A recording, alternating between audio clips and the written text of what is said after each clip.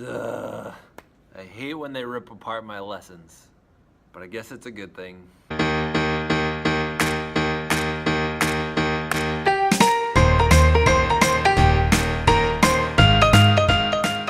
Hello humans, welcome to the Daily Think Share. My name's Zach. I'm here to bring to you what I've been thinking about, sharing about, talking about, listening to that I don't have time to teach a math class. If you're new to the channel, I invite you to subscribe. Also check out the book giveaway if you like the messages that I give. It'll be up here or here. I'll put a link to the free book giveaway that I'm doing. So, you know, one of the things that any time you start something new, you're gonna fail.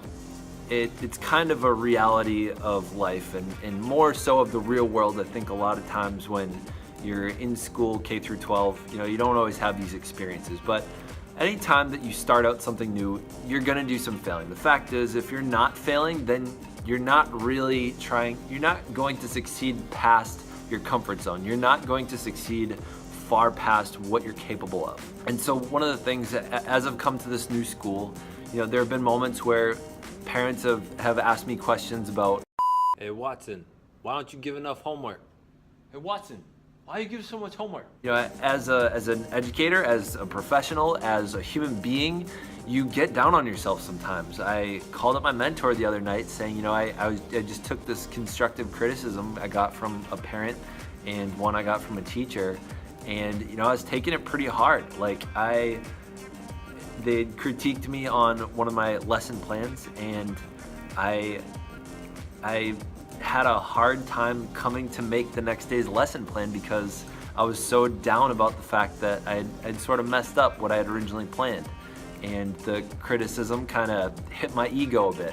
One of the contexts, so you know, we can't always affect what happens to us, but we can affect how we respond to it.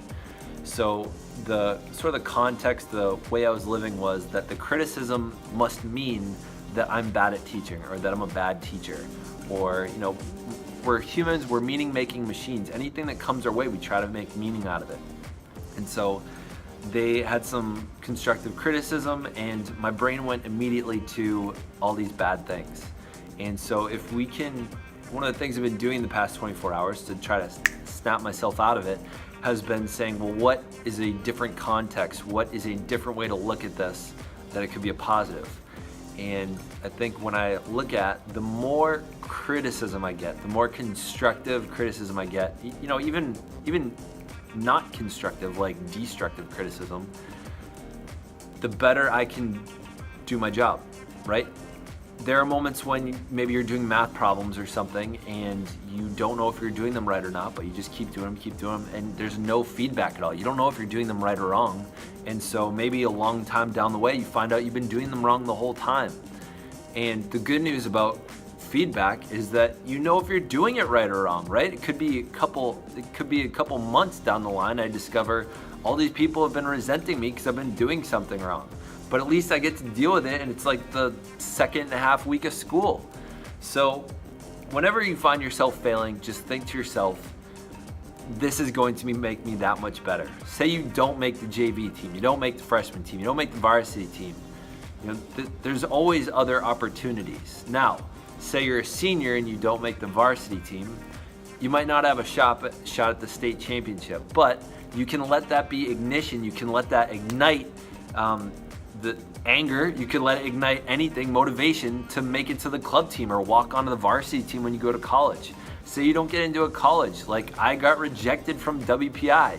You know, you can kind of shove it in the face after you graduate from UMass Amherst to all the people that got into WPI and they have $100,000 more in debt, but have the same job as you.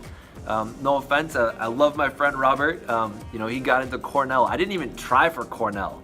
And you know, I would say he's definitely more capable at a lot of other things than me, and at the same time, we're getting paid to do the same work. Now this was back when I was engineering, but either way, just think about what is the positive in this, and it's really easy to get dragged down. We sabotage ourselves the whole time. Yesterday when I was avoiding writing my lesson plan, I found myself making excuses all day. I found myself saying, nah, this other thing is more important, or, you know, I'll go grade those tests because that's important. And you just keep avoiding it and avoiding it. But if you don't face it head on, you won't complete it. So one of the things I did, especially when you discover, and sometimes it took some meditation for me to start discovering, is when I'm avoiding something. So when I was avoiding writing that lesson plan, I knew, I realized, wow, it's been like 2 hours, I haven't got my lesson plan done. And so I knew that there was something kind of subconscious going on. I said, wow, what is that? I feel this kind of resistance, like it's almost in my chest. What is that resistance that I'm feeling? And where is it coming from? What are the thoughts that are associated with it? So that was when I discovered that it was this criticism I was just taking too hard. So I called my mentor, I talked to my mom about it, and I was able to get past that initial like reaction from it, and I was able to let it propel me into asking more questions so that I could have a better lesson plan. And they had some good feedback for me. They said, keep your head up, 1, 2, people are gonna have criticism for you. You're not an experienced teacher, you're less than 5 years down the way. So take it as an opportunity to get better.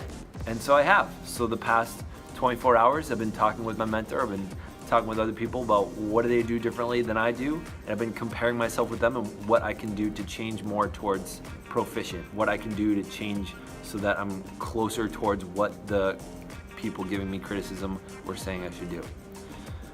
So that's just kind of how I deal with criticism when I realize that it's hitting me hard.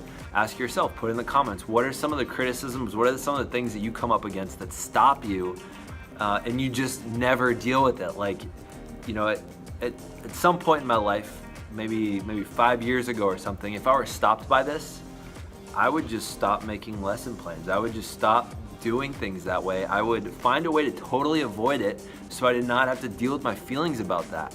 And now when I can discover and listen and consider what my feelings were about it, now I can deal with the feelings. Once the feelings are dealt with, then I can come back to the task. So I hope this was helpful. Thank you for watching. If you like this, give it a like. If you want more, you want to receive updates when I create new stuff, hit subscribe. Thank you, and stay weird.